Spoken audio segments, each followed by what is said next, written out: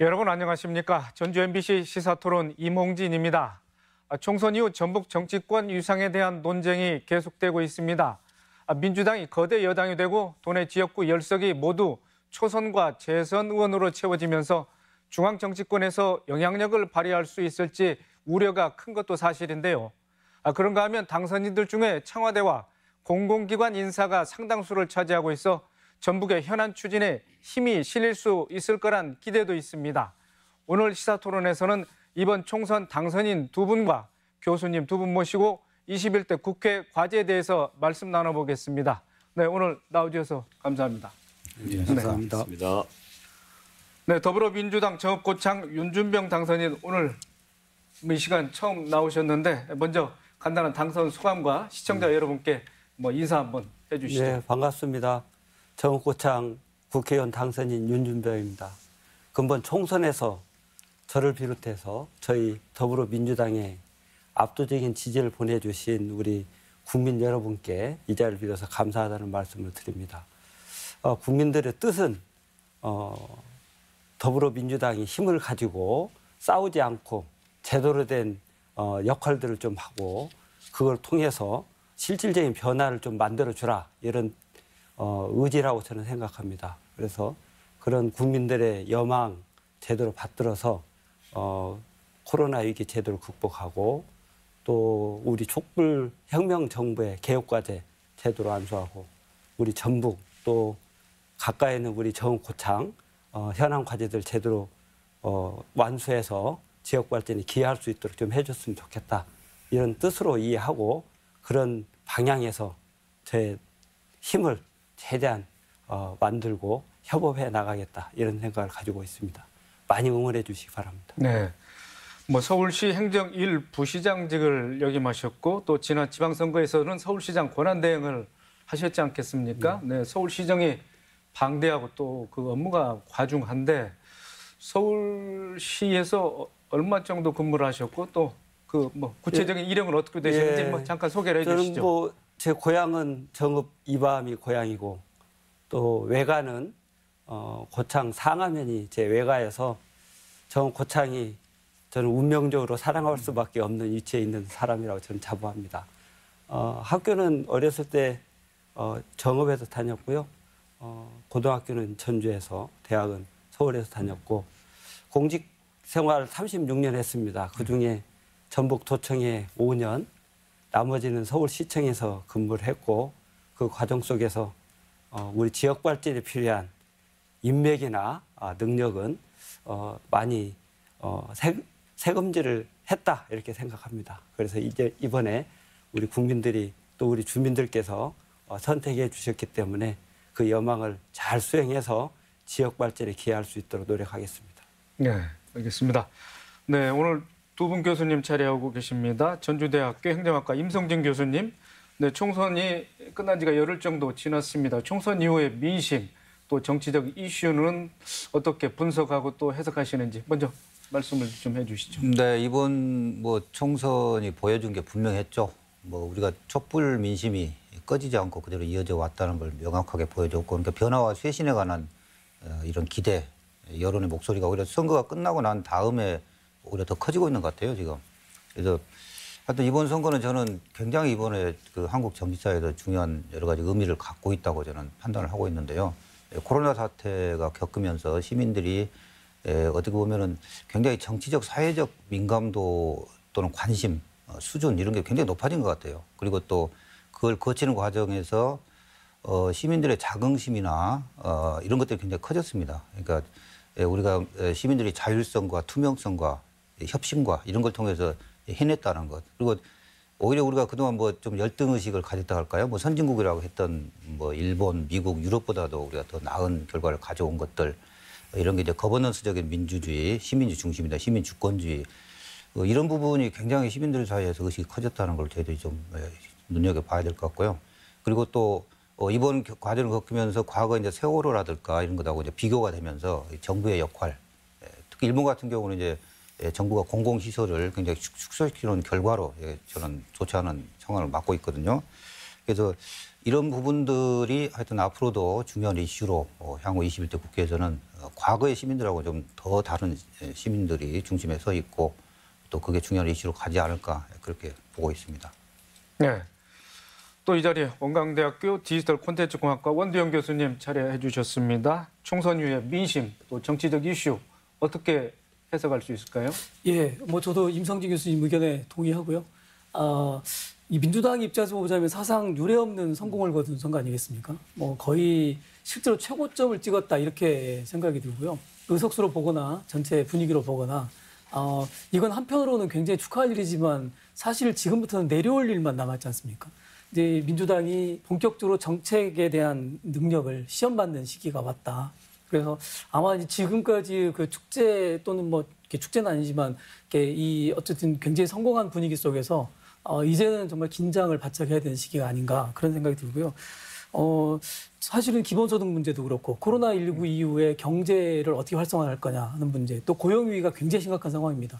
근데 이번에 총선 기간에 나왔던 여러 우리 지역 후보들의 공약을 보면은 고용 문제보다는 산업 구조에 대한 얘기 좀 많이 있었고, 이렇게 되게 어떤 거점 도시를 만드는 데 초점이 맞춰져 있다 보니까 이런 실질적인 고용 문제를 해결하거나 이런 데서는 좀 어려움이 있었기 때문에 이런 문제들을 앞으로 어떻게 해결할지 이게 굉장히 큰 고민이라는 생각이 들고요. 또 무엇보다도 이번 선거의 가장 중요한 특징은 문재인 정부에 대한 신뢰가 확인된 거였지 지역 정치에 대한 전폭적인 신뢰라고 보기는 정확히 일치하진 않는다라는 생각이 듭니다. 그런 점에서 보자면 실제로 이제 지역 정치인들이 어떻게 앞으로 할 거냐가 아주 큰 문제가 되지 않겠나. 정말 정책 능력에 있어서의 실력과 능력을 보여줘야 되지 않나 이런 생각이 듭니다. 네, 알겠습니다. 원 교수님께서 말씀하셨다시피 이제 지역 정치인들이 실력을 보여줘야 된다 그런 말씀하셨고, 네, 또 더불어민주당 전주병 김성주 당선인 나오셨습니다. 뭐 선거 이후에 당선인들 사이에서는 이제 원팀을 많이 좀 강조를 하고 있고 지난주 토론에서도 그런 뭐 이런 단어가 많이 뭐 언급이 되고 있었습니다. 실질적으로 당선인들 사이에 원팀을 어떻게 구성해야 되는지 그런 분위기는 어떻고 원팀을 구성하기 위해서는 또 어떤 먼저 요건이 있어야 됩니까? 예, 아마 20대 국회에 대한 반성일 거라고 보는데요. 양당제 하에서 다당제를 시도해 봤는데 이게 과연 생산적이었는가?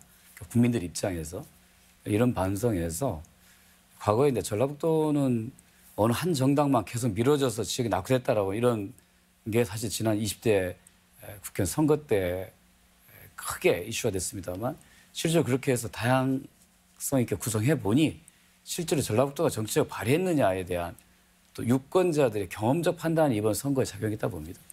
저희는 정치라고 하는 게 혼자 하는 게 아니라 같이 하는 것이고 같이 한다는 건 결국은 정당 정치를 통해서 발현되는 것인데 여러 정당이 다원성을 발휘해 나가고 하는 그런 그 정치가 아직 한국의 국회에서 정착되지 않은 상태에서 오히려 좀 유력한 정당에 의한 정책 주도력이 훨씬 더 한국 사회를 발전시키고 지역을 발전시키고 도움이 되지 않을까라 그런 판단입니다.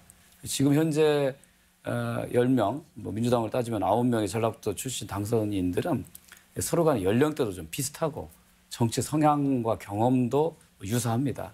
수시로 만나서 대화하고 통화하면서 벌써 새로운 국회가 구성됐을 때 어떻게 일할 것인가에 대한 내용을 협의하고 있다라고 말씀드립니다. 네, 윤 당선인님, 그 정치라는 게 또 견제와 또 균형을 맞춰야 되는 그런 기술을 많이 발휘해야 되는데 전라북도에서 10명 중에 9명이 민주당이단 말입니다. 한쪽으로 이렇게 쏠리는 현상, 요거에 대해서는 또 어떻게 생각하십니까? 저는 이제 물론 정당 구조가 견제와 균형이 수반돼야 될 필요도 있죠. 그거는 중앙정치 무대에서 정당이 견제와 균형을 이루면서 정당 정치를 이어가는 거 중요하다고 생각합니다. 다만 이제 지역적인 입장에서 보면 전북이 이제 10분의 국회의원을 지금 맡고 있어서 300명을 중심으로 보면 꽤 소수 그룹에 속하지 않습니까?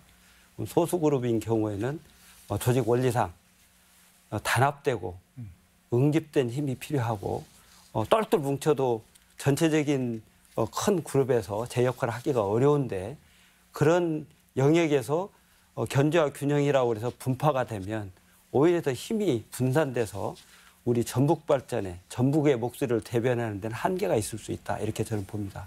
그런 측면에서 우리 지금 김성주 당선인께서도 지적한 것처럼 이제 과거의 경험적인 판단에 의해서 분열되고 나눠져 있었더니 제 목소리를 제대로 못 내서 우리 전북의 의견을 제대로 반영 못했고 전북 발전에 기여하는 데는 좀 한계가 있었다는 이런 판단도 있지만 이번 기회에 한 당에서 응집된 힘으로 소수이긴 하지만 같은 목소리를 내고 원팀으로 역할을 할 수 있는 구조가 만들어졌다는 것 중요하다고 생각하고요. 그걸 잘 살려서 실질적인 기능이 잘 발휘될 수 있도록 그러면서 우리 지역 발전에 대한 과제나 여기에 대해서 한 목소리를 내고 또 역할 분담을 잘해서 제대로 된 지역 발전에 기여할 수 있는 구조를 만드는 거 이게 중요하다고 저는 생각합니다. 근데 네. 이제 두 분의 말씀에 적극 동의를 하는데 저는 이제 원팀이라는 의미를 좀 생각을 좀 다시 해봐야 된다고 생각을 합니다. 왜냐하면 실제로 그동안 이제 전라북도가 원팀으로 활동 못했다 이런 얘기를 많이 하는데 아까 김성주 의원님께서 다당제와 양당제의 실험 속에서 결국은 이 다당제에 대한 실험이 실패한 건 아니냐라고 말씀하시는데 거기 동의합니다. 동의하는데 문제는 양당제냐 다당제냐라고는 형식적인 문제가 아니라 실제로 전라북도 정치인들의 구성이 그동안 다양성을 확보하지 못했습니다. 예를 들면 전라북도 농업 기반의 도시였는데 농업 전문가가 그동안 국회의원 중에 정말 있었느냐. 또는 고용 문제에 대한 해결할 수 있는 전문가가 있었는가. 또는 지방 소멸의 문제에 대응하는 전문가가 있었는가. 또는 균형 발전의 전문가가 있었는가. 이런 분야의 전문적인 식견과 능력을 가지고 본인의 능력을 발휘하면서 중진으로 올라선 그런 케이스가 별로 없었지 않습니까? 솔직하게 보면. 그래서 그런 점에서 보자면 지금 원팀도 좋지만 사실은 국회의원 내부에 그런 다양성이 확보되고 각자의 전공 영역이 생겨나고 그걸 중심으로 해서 이 팀플레이가 이루어지고 이런 구조가 돼야 되는데 그런 게 없이 그런 전문성과 어떤 전문적인 특화된 분야에 대한 자기 노력이나 어떤 정책적 비전의 제시가 없이 그냥 뭉쳐져 있기만 했다고 원팀이 되는 건 아니라는 거죠. 저는 그런 의미에서 이번에 굉장히 젊은 의원들이 진출하셨지 않습니까? 그럼 이제 각자 능력은 훌륭하신 분들이시니까 좀 그런 분야의 자기 전문성들을 명확히 갖고 그다음에 원팀 얘기가 나와야 된다. 저는 그 점이 먼저 전제되는 게 중요하다. 그냥 원팀으로서의 의미는 아닌 것 같다. 저는 그런 생각을 해봅니다. 예. 김성주 당선인 80년대 학번 또 60년대 출생 아니십니까? 예. 뭐 소위 이제 86 운동권 세대. 그렇다고 보면은 이번에 뭐 청와대 출신 또 인사들도 많이 지금 국회로 진출했습니다. 86세대들의 특히 이번 21대 국회에 임하는 어떤 개인적으로 또 어떤 뭐 각오는 좀 남다르시겠습니다. 예, 저희는 지금 80년대에 대학을 다니면서 민주화 운동을 경험한 세대거든요. 그 민주화 운동 과정을 통해서 그 독재를 반대하고 자유의 소중함을 확실히 깨우쳤고요. 그리고 항상 사회적 약자에 대한 따뜻한 생각을 우리 세대가 공통적으로 갖고 있습니다. 저도 노동운동을 경험하면서 우리 사회의 가장 어려운 분들이 어떻게 한 사회 내에서 같이 살아갈 것인가에 대한 고민을 계속 해온 게 복지 관련된 일을 하게 된 동기가 되었다시피 386 세대들은 집단적으로 자유와 평등에 대한 가치를 확실하게 갖고 있고 그거를 민주주의에 대한 신념으로 잘 실천해 왔다고 생각합니다. 그러면서 저희가 이제 50대를 다 형성하고 있는데 그 앞에 산업화 전쟁 세대는 60대 이상과 현재 새로운 세대는 30, 40대하고의 이 가교 역할을 하면서 앞으로 향후 한 최소한 10년, 20년 동안 대한민국의 미래를 이 386 세대인 50대가 이끌어갈 거라고 저희는 생각합니다. 네. 그런가 하면 윤준병 당선인, 뭐 그런가 하면 행정과 또 입법 분야 관료 당선인들의 경우에는 이제 그 전문성을 살려서 지역 현안 해결에 많은 도움을 줄 수 있을 것이다. 이런 또 기대도 갖고 있는 것 같습니다. 윤 당선인께서는 그런 점에 대해서는 어떤 생각을 갖고 계십니까? 아무래도 이제 정치를 젊은 시절부터 하신 분하고 또 다양한 경험을 좀 한 이후에 정치권에 입문하신 분하고 성향이나 내용들이 조금 차이는 있겠죠. 그래서 전문 영역의 경험을 가지고 이렇게 오신 분들은 그 영역에 관련돼 있는 내용이나 국정 어젠다에 대해서는 별도의 어떤 사전적인 실험이나 이런 과정 없이 바로 참여할 수 있기 때문에 그런 점에서는 장점일 수 있으리라고 생각합니다. 그래서 그런 기여들을 많이 해야 된다 이렇게 생각하고 저도 30년 이상 공직생활을 하면서 체험했던 여러 가지 경험이나 또 현안과 관련된 해결을 했던 과거 사례들 이런 걸 잘 접목해서 우리 지역 발전에 기여할 수 있도록 이렇게 잘 노력해 가려고 생각합니다. 예. 임 교수님, 네, 전북과 또 정치적 맥을 같이 하고 있는 전남, 광주 지역은 총 18석 모두를 지금 민주당이 석권을 했습니다. 이런 사례가 역대 총선에서는 거의 없었던 일 아니겠습니까? 뭐 민주당이 석권했던 사례는 꽤 있었는데요. 네. 이번에 이제 보다 좀 더 들여다봐야 될 게 초선이 굉장히 많았죠. 18명 중에 13명이 초선이었습니다. 그러니까 72.2% 뭐 역대 광주 전남 지역에서 가장 높은 우리 이쪽도 지금 40%죠 초선이. 그래서 전체적으로 볼 때 이번에 초선이 굉장히 비중이 높거든요. 지금 50%가 넘으니까 두 분 중에 한 분이 이제 초선일 만큼 굉장히 21대 국회는 큰 지각 변동이 있을 거라는 이런 예상을 하고 있습니다. 그래서 이게 이제 무슨 의미를 주는가를 저희들이 한번 생각을 해야 되지 않은가. 그래서 앞에서도 말했듯이 그만큼 이제 변화에 대한 민심이 강하게 이번에 담겨 있다. 저는 분명히 그렇게 보고 있고요. 그래서 이제 초선 의원들, 물론 이제 재선도 마찬가지입니다만 사실은 이런 민심을 잘 이렇게 해결해 주는 또 전라북도에서도 호남 전체적으로 마찬가지입니다만은 초선이 많다 보니까 아무래도 정치력이 좀 떨어지지 않을까 이런 우려를 하고 있는데 저는 오히려 지금의 이제 그 시대적 화두가 있는 거거든요. 그래서 21대 국회 화두가 무언가를 생각했을 때는 전라북도 지역의 이런 의원 구성이 오히려 저희들한테는 더 좋은 동력이 되지 않을까 저는 그렇게 생각합니다. 이제 그걸 잘 해내셔야 되는 문제인데 이제 일각에서는 또 이제 주로 이제 현 정부하고 너무 가까운 분들이 많기 때문에 이제 그런 변화의 목소리를 앞장서서 좀 내지 못하지 않을까 그런 우려도 있습니다만은 개개인의 여러 가지 성향이나 능력을 볼 때 저는 굉장히 기대를 많이 유권자들이 가질 만한 오히려 기대를 가질 만한 구성이라고 저는 판단하고 있습니다. 그래, 원 교수님께서는? 예, 저도 이제 전남 광주하고 비교를 많이 하는데요. 예. 실제로 전남 광주라고 해서 이렇게 이 정말 중진 이 아주 미래가 촉망되어지는 나라의 이 큰 지도자가 되거나 그런 건 아니지 않습니까? 전남 광주라고 해도 다만 이제 그동안 이 과정을 지켜보면 전남 광주는 일단 깊이가 좀 있죠. 상당히 이게 이런 말이 뎁스가 좀 있다 보니까 어떤 상황들이 생겼을 때 뭉치는 힘들이 우리보다는 좀 강했다 이런 느낌이 들고요. 이제 그런 상황에서 보자면 이제 전남 광주하고 큰 차이를 이렇게 차별을 갖거나 이런 건 아니라고 생각했는데 저는 이제 이런 생각이 듭니다. 아까 이제 86세대가 본격적으로 등장했지 않습니까? 근데 이제 이 전라북도의 86세대 정치가 돌이켜 생각해 보면 수도권의 86세대보다는 한 2텀 정도 늦습니다. 그러니까 수도권의 86세대들 이미 3선, 4선 가면서 국가적 반열의 지도자로 올라서는 이제 그런 고비에 서 있는 지도자들이 많은데 전라북도의 86도는 이제 재선 이제 간다는 거죠. 그러니까 되게 늦어요. 그동안 이제 기성정치 벽이 그만큼 두터웠다는 것을 의미하기도 하는데 거꾸로 이야기하면 많이 뒤쳐졌기 때문에 그 갭을 어떻게 좁힐 것이냐 이 문제인데 그렇다고 뭐 재선 의원이 지금 당장 최고위원 출마하고 이럴수도 현실적으로 어려운 상황이지 않습니까? 결국은 저는 아까 김성주 의원님 말씀하셨는데 실제로 그 초선 시절부터 시작해서 복지 분야의 전문가로 굉장히 자기 활동을 하셨잖아요. 이런 모델들이 좀 널리 확산되어서 전라북도의 이 국회의원은 개개인이 자기 전문성을 가지고 좀 전국적 의제를 끌어가는 그런 과정을 통해서 그걸 좀 갭을 빨리 좁히는 작업이 필요하다. 그래서 이 86세대가 더 이상 젊지가 않습니다. 그리고 기회가 더 많지가 않습니다. 사실은 이번 21대 국회에서 뭔가 인상적인 활동들을 보이면서 위치를 선점하지 않으면 같이 물러가야 되는 세대가 되어버릴 수도 있어서 그런 점들을 좀 이번 선거에서 그 깊이 봐야 된다. 저는 그렇게 생각합니다. 그래서 86세대 진출이 결코 젊은 세대의 진출이라는 게 아니라는 점을 그렇게 인지하고 왔으면 좋겠다는 생각을 합니다. 원 교수님, 광주 전남 18명의 당선인 중에 13명이 이제 초선이라고 그랬습니다. 우리는 10명 중에 4명이 초선이고 그동안 쭉 정치사적으로 보면 전남과 전북 그래 우리 동지적 관계 물론 같은 당일 때 그랬죠.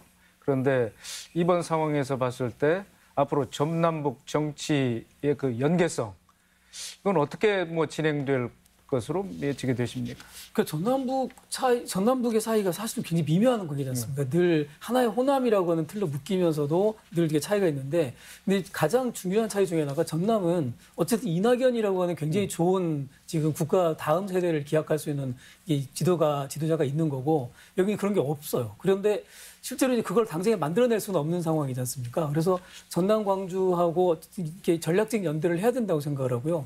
다만 이제 전남 광주가 어떤 상황을 보면 그들 자기 지분을 갖고 움직이는 경향이 있더라. 제가 경험으로 보면 예를 들면 이렇게 청와대 내에서도 전남 광주의 몫은 이렇게 이 보이지 않게 은연중에 정리되어 있는 부분이 있고 국회에도 그런 게 있는 것 같아요. 근데 전북은 그런 점에서 보면 그런 일종의 뭐 좋은 말은 아니지만 일종의 자기 지분이라는 게 없어요. 이게 늘 흔들리더라는 거죠. 그래서 저는 이런 문제를 좀 빨리 극복했으면 좋겠다. 뭐 이렇게 비근한 예로 예컨대 이제 그 중앙부처의 공무원들도 그런 거 있지 않습니까? 전라북도 출신 공무원들이 가는 자리가 있습니다. 그 자리가 있고 그 외에 다른 자리로 진출하기 되게 어려운 그런 구조들이 있고, 그래서 이런 좀 보이지 않는 좀 이렇게 격차 이걸 좀 해소하는데도 좀 집중적으로 신경을 좀 써서 활동을 해주셔야 되지 않겠나. 예. 네. 김 교수님. 예, 제가 이제 좀 다른 이야기입니다만 이제 아까 이제 초선 이야기가 좀 나오고 그랬는데, 사실은 이번 선거 코로나 사태가 있지 않았더라면 이번 선거의 가장 큰 이슈 중에 하나는 사실 세대 교체였거든요. 그래서 그 부분은 굉장히 중요하다고 저는 생각하기 때문에 잠깐만 좀 언급을 좀 하고 싶은데, 연령층은 뭐 10년 만에 가장 낮다고 이렇게 이야기하는데 사실은 큰 차이는 나지 않습니다. 그리고 광주 전남도 그렇고 초선들의 이제 50대가 지금 뭐 젊은 층인지 뭐 나이 드신 분이 이제 그 애매함 중간에 껴있는 세대들인데, 과거에 이제 굉장히 이 역사적 민주적 경험을 했기 때문에 이들이 이제 캐스팅 보드를 쥐고 중요한 역할을 하고 있는 거거든요. 근데 실제 그동안의 역대 총선 결과를 보게 되면 유권자들은 계속 이렇게 젊어지는데 의원의 연령층은 계속 높아지고 있었어요. 그러니까 이게 이게 반대 현상이었는데 이게 이제 이번을 계기로 해서 이게 이제 바뀐 거거든요. 그래서 저는 굉장히 큰 의미가 있다. 그래서 특히 이제 코로나 사태 같은 경우를 보게 되면 이것은 이제 기성층이 잘못된 어떤 개발에 대한 잘못된 개념 이런 것들을 가진 그런 부담을 후대 세대에게 분명히 주고 있는 거거든요. 후대 세대들이 그것을 이제 인지를 하기 시작한 겁니다. 그리고 지금 발생하고 있는 경제적 문제, 뭐 불평등의 문제, 교육의 문제 이런 문제들을 가장 젊은 층들이 청년층이 가장 절실하게 그 문제에 대한 피해를 받고 있거든요. 그래서 예를 들어서 뭐 실내 같은 경우 이제 교통요금 50원 오르니까 청년층이 전부 길거리로 나올 만큼 그들의 상황은 굉장히 좀 심각한 상황입니다. 우리도 똑같은 상황이고, 그래서 이런 문제가 전 세계적으로 지금 세대교체 바람은 이미 일어났고, 유럽 같은 경우는 아시다시피 뭐 39세 프랑스 총리도 나왔고, 최근에는 34세 핀란드 여성 총리도 등장을 했고, 그래서 저희는 아직 그러한 큰 변화, 저는 어떻게 보면 이번에 코로나 사태가 없었으면은 굉장히 뭔가 더 큰 의미의 교체 바람이 불었지 않을까 그런 생각을 하는데, 저희도 분명하게 이제 그런 시대적 변화의 흐름에 같이 가고 있는 것은 분명하다고 저희 보거든요. 그래서 21대 국회가 이런 부분을 좀 더 적극적으로, 특히 이제 50대가 오히려 더 젊어지면 되는 겁니다, 이 문제는. 이런 식으로 좀. 어떤 뭐 자연스럽게 우리 김성주 당선인께서 응답을 하셔야 될 것 같은데, 21대 국회 5월 30일에 개원을 하지 않겠습니까? 그렇다고 보면 이제 국회의원 의석수를 생각하면 민주당이 뭐 국회의장이라든지 물론 야당 몫에 이제 국회 부의장 자리는 있습니다.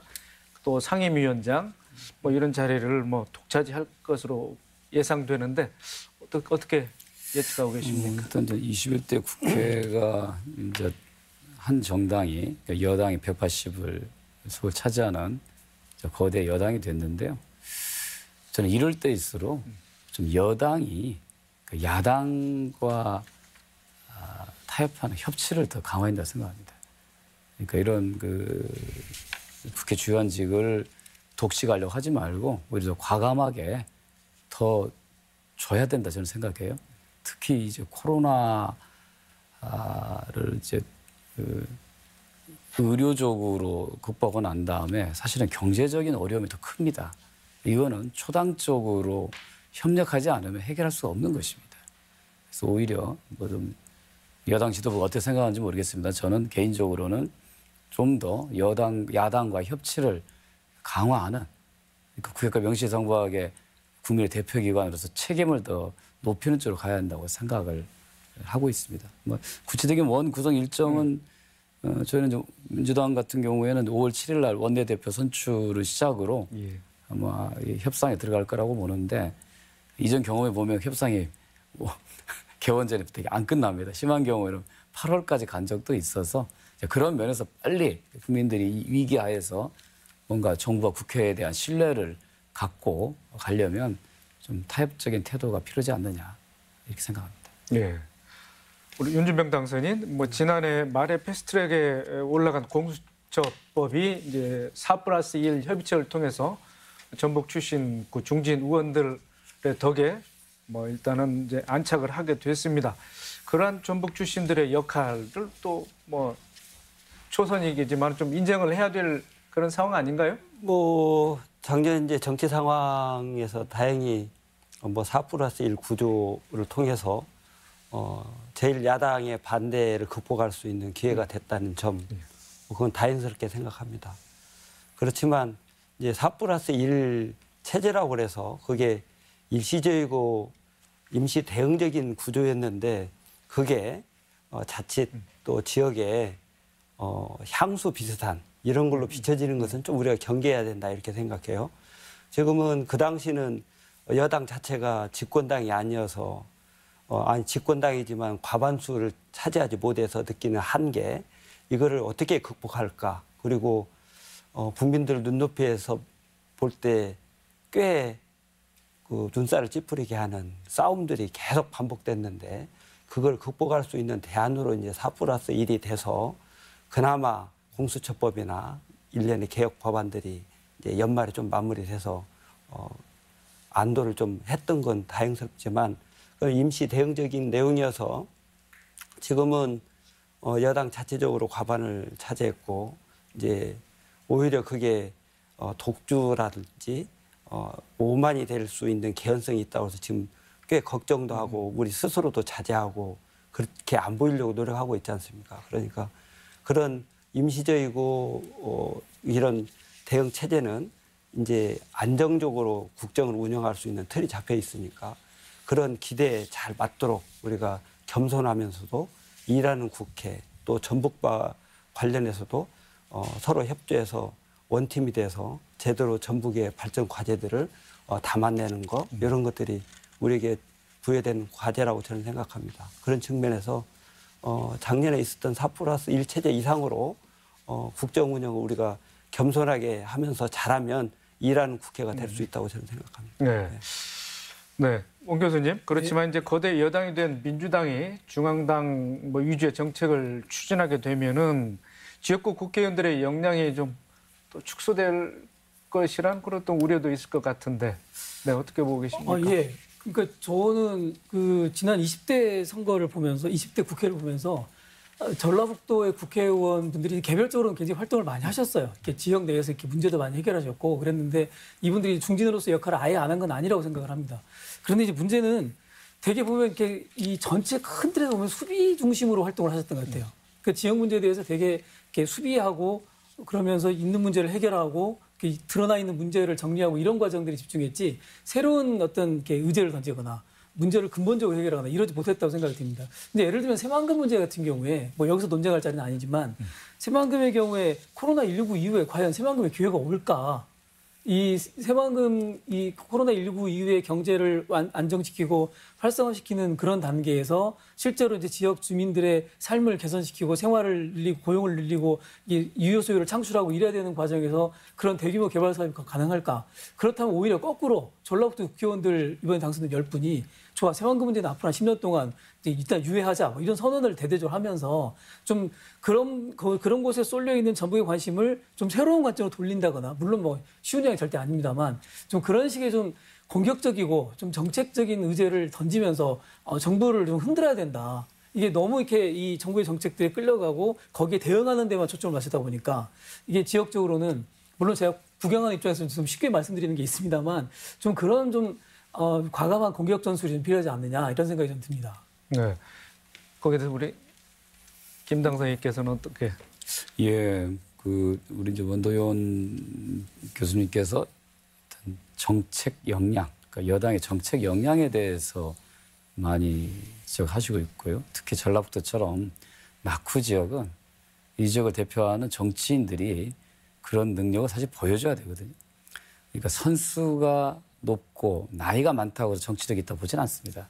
아까 말씀하신 것처럼 지역 발전의 의제를 어떻게 창의적으로 찾아내고 그거를 집요하게 의지를 갖고 실천해내는 이런 게 필요하다고 생각하는데 그런 면에서 개개인의 좀 당선인들이 전 잠재 역량이 있다 보기 때문에 그런 역량을 좀 발휘할 수 있도록 할 필요가 있고요. 또 그거를 혼자 실현할 수는 없으니 같이 전라북도 출신의 국회의원들이 원팀이 돼서 계속 추진 성과를 내는 그런 정치를 보여준다면 아마 도민들이 어느 한 정당이 의석을 차지하고 있는 거에 대한 문제의식보다는 그거에 대한 장점이 있다고 하는 것을 경험하시게 되지 않을까 싶습니다. 그런 면에서 저희들 해야 될 일이 정말 많다 이렇게 말씀드립니다. 예. 제가 죄송합니다.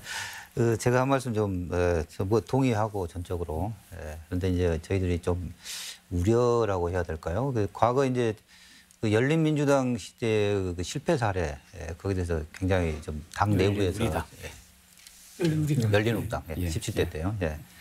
그런데 이제 물론 학습 효과를 분명히 이제 갖는 것은 좋습니다. 그런데 이제 그 본질을 좀 잘 파악을 해야 되지 않을까. 그 당시 뭐 108번이라고 해가지고 초선이 뭐 굉장히 많았거든요. 그 당시도. 그래서 이제 서로 뭐 자기 몫을 낸 그 당 내부의 여러 가지 그 내분, 혼란 이제 이런 걸 주로 그리고 너무 개혁 정책을 강하게 밀어붙이면서 이렇게 합니다. 근데 사실은 지금의 이 거버넌스 구조적 시민민주주의 체제에 맞는 다수당임에도 불구하고 그런 개혁 입법을 처리하는 그 전략적, 굉장히 체계적이고 이런 것들이 사실은 굉장히 미숙했거든요 그 당시에. 그래서 오히려 그런 과정에서 이제 좀 당내에서 좀 기득권층이라고 해야 되나요? 좀 기성층에 계신 분들이 이제 현실주의가 다시 장악을 하면서 오히려 개혁을 다시 후퇴시켜버린 이게 사실은 결정적인 심판을 열린우리당이 몰락하게 된 그런 계기가 됐거든요. 그래서 이번 과정에서도 아까 이제 원 교수님이 참 저는 좋은 말씀하신 것 같아요. 그 다양성에 기초한 전문성에 기초한 이런 것들이 모여 있는 내용적인 힘을 가진 원팀. 좀 이런 쪽으로 아주 더 그런 그 과거의 그 실패 사례를 이번에는 성공 사례로 만들어 주시면 어떨까 그런 생각이 들었습니다. 네, 원 교수님 뭐 전북의 정치력 강화 방안에 의해서 지금 민주당이 총선 이후에 또 어떤 정치력을 발휘할 것인지 그 시험대에 올라 있는 것 같습니다. 특히 전북 현안과 관련해서는 공공의대법, 탄소법이 지난 20대 국회에서 통과되지 못하고 국회 문턱을 넘지 못했는데 어떻습니까? 5월 임시국회에 그 가능성, 일말의 가능성이 있다고 보십니까? 아니 별로 없을 것 같은데요.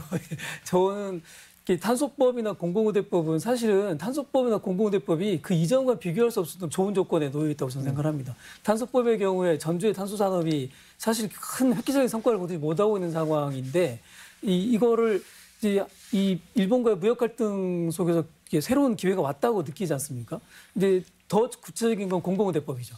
코로나19에 공공의료에 대한 관심들이 굉장히 높아져 있고 실제로 세계적으로 코로나19에 직격을 당하는 나라들이 대개 공공의료가 무너지면서 발생하는 상황이 이렇게 해석되고 있는데 그렇게 되면 공공의대법이야말로 지금 가장 절실하고 필요한 법 아니겠습니까? 근데 다만 이런 문제들을 이거를 이렇게 이 전라북도 의원들과 좀 지역사회 전체가 이 문제를 우리 지역을 위해서가 아니라 국가적인 차원의 문제 해결을 위해서 필요하다고 하는 주장들을 만들어가야 되는데 그 논리적인 단계를 못 넘어가고 있다. 그래서 이걸 어떻게 해결할 거냐 도대체. 이 부분에서 이제 정말로 물론 이제 이번에 당선되신 분들의 이 장은 아니지만 그 20대 국회 마무리 단계에서는 꼭 이 점에 대한 좀 노력들이 있어야 되지 않나. 그래서 넘기지 말고 적어도 공공의대법은 이번에 해결해야 되지 않냐 이런 생각을 좀 해보고 있습니다. 그거에 대해서 제가 답변했으면 좋겠습니다. 사실은 지금 개정하려고 하는 탄소산업법은 제가 19대 국회에서 발의해서 제정한 법입니다. 야당 초선 의원 시절에. 저는 이거 하나를 왜 해결하지 못하는지 저는 정말 다선 중진 야당 의원들의 정치력에 대해서 결정적으로 의문을 제기하는 그런 거거든요. 요거는 정부가 동의 입장을 밝혔기 때문에 일정 잡아서 통과시키면 큰 어려움이 없을 거라고 봅니다.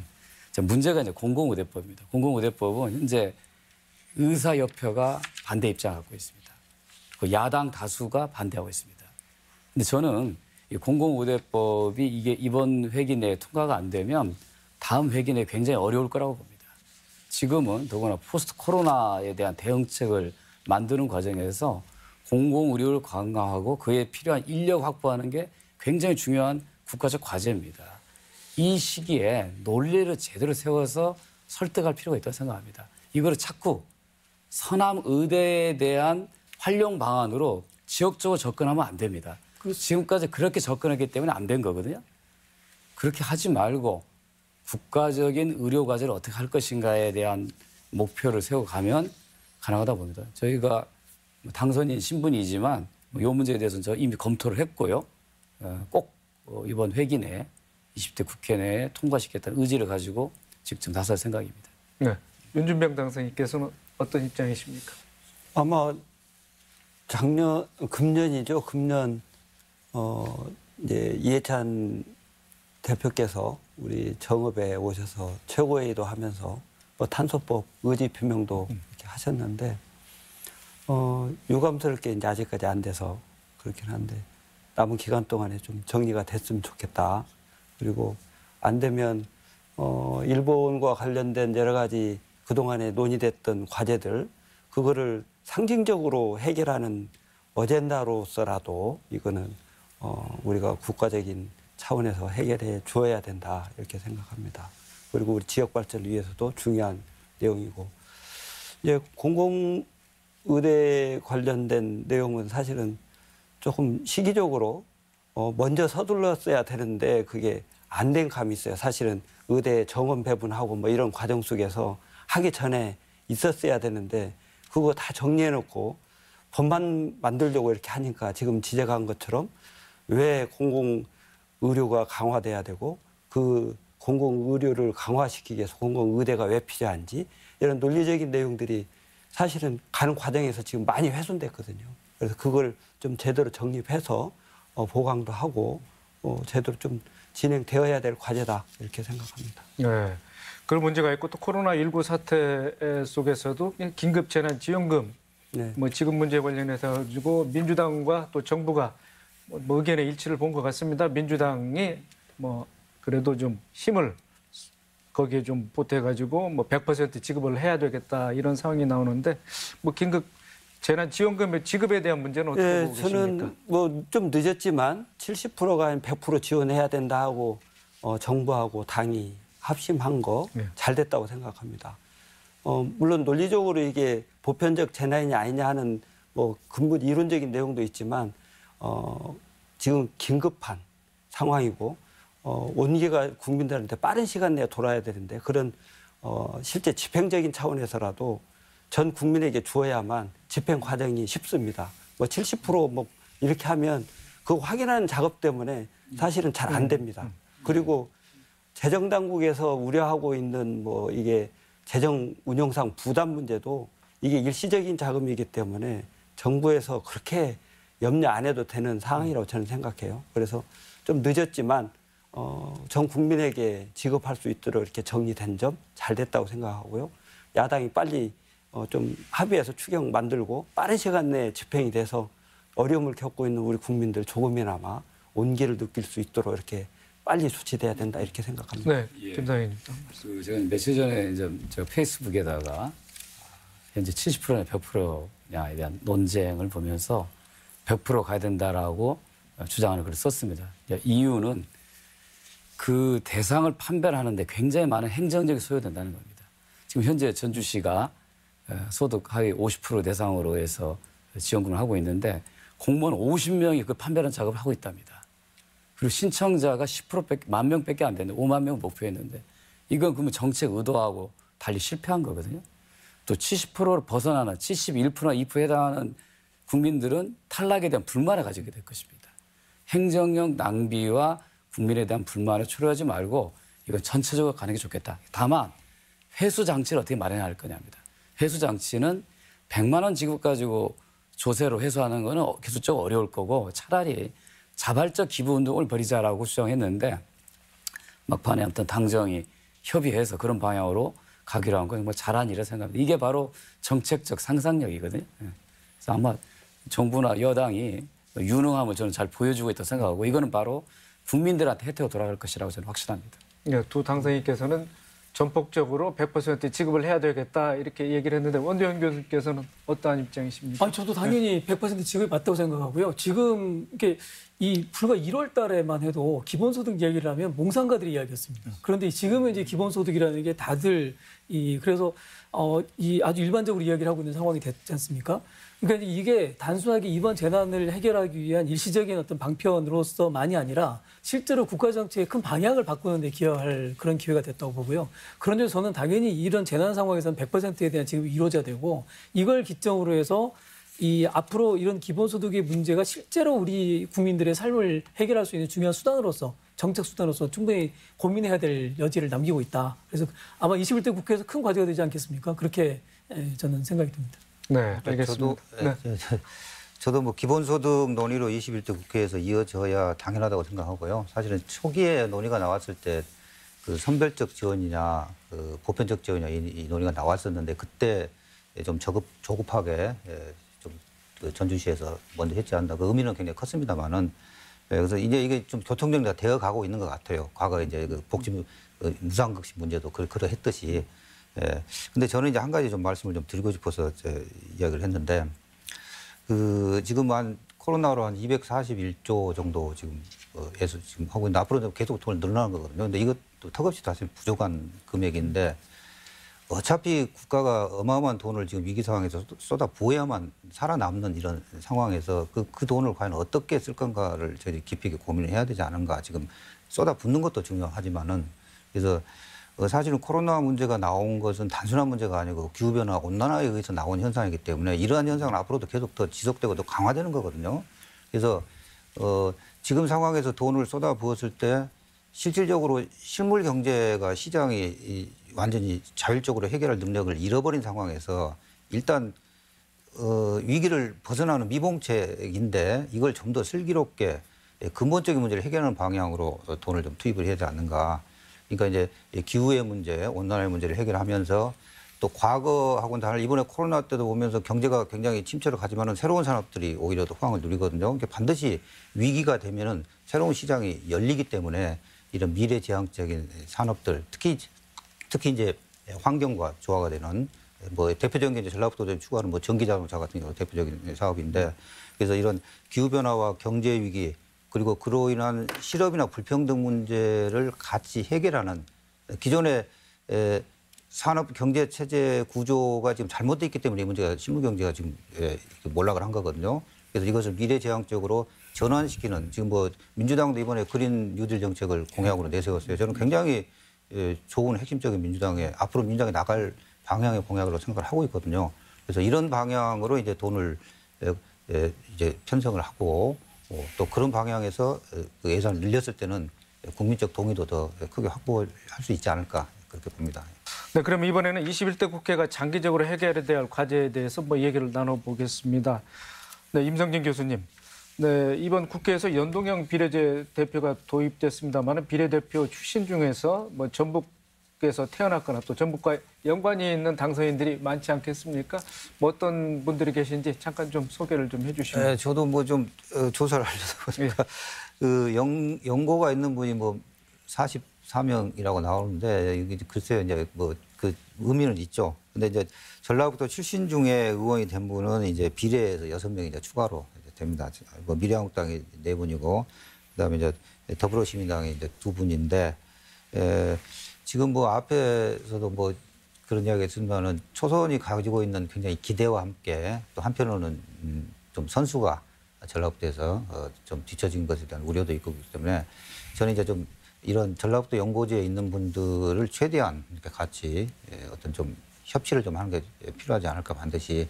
그리고 하나의 대안으로 당이 서로 다르고 의견이 다르기 때문에 결정적으로 이제 어떤 투표행위가 가게 되면 엇갈리거든요. 근데 국회 내를 보면 이제 연구 모임이라든가 정책 모임 이런 걸 통해서 실제 저도 이제 저 관련된 분야 가가지고 의원분들 그 연구 모임은 다양한 그 정당에 모이셔가지고 아주 정말 심도 있게 논의하는 걸 공부하고 그런 걸 볼 수가 있거든요. 근데 그게 어떤 정책 결정 단계 가면은 이 서로 엇갈린 의견들이 합의 보는데 굉장히 중요한 역할을 하더라고요, 이분들이. 그래서 가능하면 이제 전라북도 현안의 문제에 있어서는 이런 정책 연구 이런 모임들 그분들하고 좀 적극적으로 꾸려 나가시면 어떨까 그렇게 생각합니다. 네, 예. 원 교수님.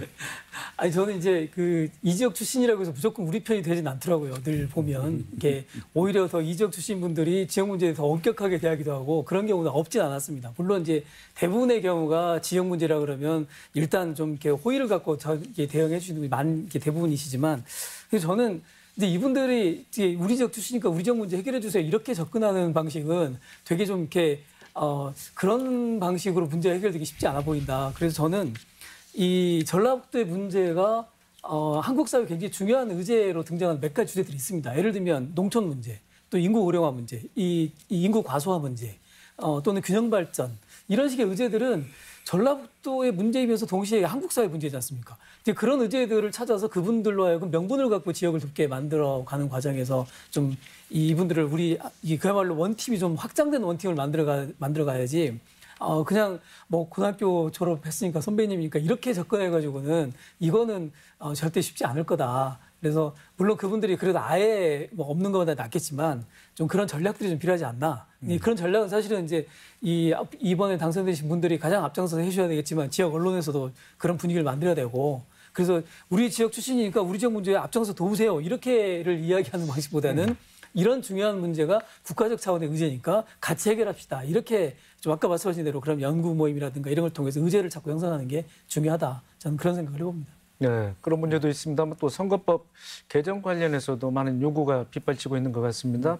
비례정당의 위성정당 예. 전락이 됐다든지 또는 이제 선거구를 인구 상한선으로만 획정했을 때 또 지역적인 예. 그런 요소를 반영을 하지 못한다 이런 지적이 있는데 김당선님께서는 어떻게 생각해 계십니까? 또 이번에 연동형 비례제를 도입하려고 20대 국회 노력은 굉장히 평가받을 만하고요. 근데 그게 제대로 되지 못하고 약간 좀 위성정당에 의해서 무산된 건 대단히 안타깝게 생각합니다. 21대 국회가 되면 연동형 비례제 좀 취지를 좀 살려서 좀 다양한 정치 세력들이 국회로 들어올 수 있도록 하는 좀 개정 보완 작업이 이루어졌으면 하는 그런 좀 생각이고요. 지역적 대표성의 보완은 이게 항상 논란이 되는 문제인데요.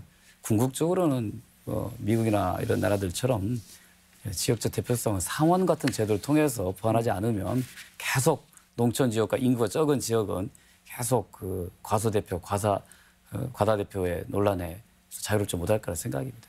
그리고 궁극적인 해결 방법도 국회가 찾아주면 좋겠다 생각합니다. 네, 마무리 발언으로 뭐 두 교수님께서는 뭐 여기 나오신 두 당선인 또는 이제 다른 뭐 여타 당선인들에게 당부하고 싶은 말씀 또 두 당선인께서는 앞으로 의정 활동에 대한 각오와 다짐을 해서 마무리 발언으로 해주시면 되겠습니다. 먼저 원 교수님부터.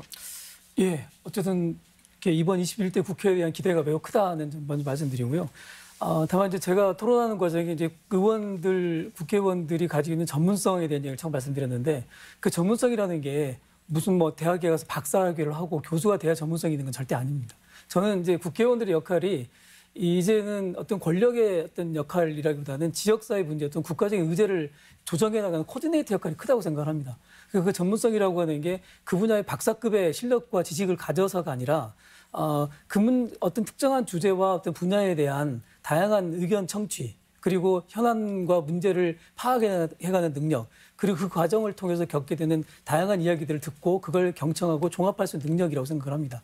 그런데 코디네이터 역할로서 이 21대 국회의원들께서 각자의 전문성을 좀 가졌으면 좋겠다고 생각을 하고요. 여기 와 계신 김성주 의원님 같은 경우 그런 실제 모범을 보이셨기 때문에 좀 그런 좀 역할들로 나눠져서 전라북도의 국회의원들이 각 분야에서 최고의 코디네이터다 이런 평가를 받을 수 있고 그렇게 조정되어지면서 21대 국회에 가면 좋겠다. 그게 원팀이 되면 좋겠다. 그렇게 생각을 합니다. 네. 그 점 부탁드리고 싶습니다. 네, 윤준병 당선인 이어주시죠. 저는 근본 이제 사회로 총선의 기본 취지는 싸우지 말고 일 좀 잘해라. 그리고 과반 이상 만들어줬으니 그 힘을 가지고 지역 발전에 좀 기여를 제대로 해라. 뭐 이런 주문이라고 생각합니다. 그래서 거기에 걸맞게 좀 과반 이상이 됐으니까 일 좀 할 수 있도록 하고 대신에 오만하게 느껴지지 않도록 사전에 겸손하게 사전 토론과 이런 거 치열하게 하되 의사결정이 필요할 때는 단호하게 해서 실질적으로 국가 발전에 기여할 수 있는 그런 여건을 만들어야 된다 이렇게 생각하고 그런 방향에서 일조를 할 생각입니다. 네.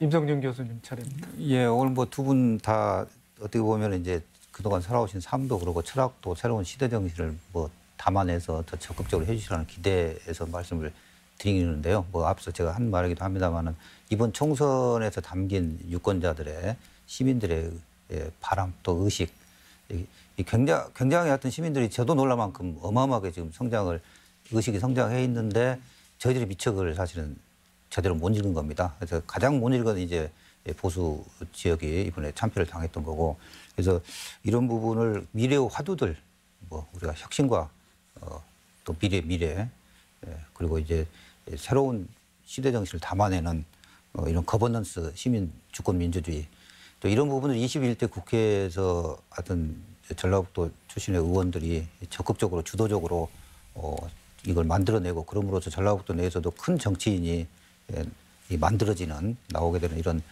계기가 되기를 간절히 바랍니다. 네, 마지막으로 김성주 당선인. 예, 제가 이번 선거에 출마하면서 구호를 전북을 위해 전부를 걸겠다고 하는 구호를 내걸었습니다. 그거는 제 자신의 모든 것을 걸겠다고 하는 것뿐만 아니라 우리 도민들이 이번 기회에 다 힘을 모아서 한번 해봅시다 라는 그런 의미를 담고 있습니다. 문재인 정부 들어서 전북 출신 장차관들이 44명이 임명됐다고 한답니다. 근데 오늘 확인해 보니까 이번 국회에서 전북 출신 당선자가 44명이 됐다고 그래요. 그러니까 어떻게 보면 인구 비례로 따지면 굉장히 많은 인물들이 배출됐다고 보는데 이번 기회를 저는 전라북도의 부흥시대, 성공시대로 좀 만들어갔으면 좋겠습니다. 그 핵심은 결국은 경제와 산업의 활력을 이끄는 데 있다고 보고요. 전라북도의 새로운 주력산업, 전략산업을 이 시기에 합심해서 만들어내고자 합니다. 그를 통해서 좋은 일자리 많이 만들어지면 젊은이들이 더 이상 고향을 떠나지 않고서 여기서 공부하고 결혼하고 아이 낳고 행복하게 살 수 있는 전라북도의 성공시대가 되겠다는 생각입니다. 그 일을 위해서 다 같이 열심히 한번 해봤으면 좋겠습니다. 네. 21대 총선이 더불어민주당의 압승으로 마무리됐지만 당선인들은 기쁨보다는 책임감의 무대가 더 크다고 말하고 있습니다. 무엇보다 선량들은 말의 무게감이 크다는 점을 명심하시고 유권자들의 지지를 지역 발전의 성과로 이끌어 주시기를 기대합니다. 더불어 중앙정치권에서도 소신 있는 의정 활동을 보여주길 바랍니다.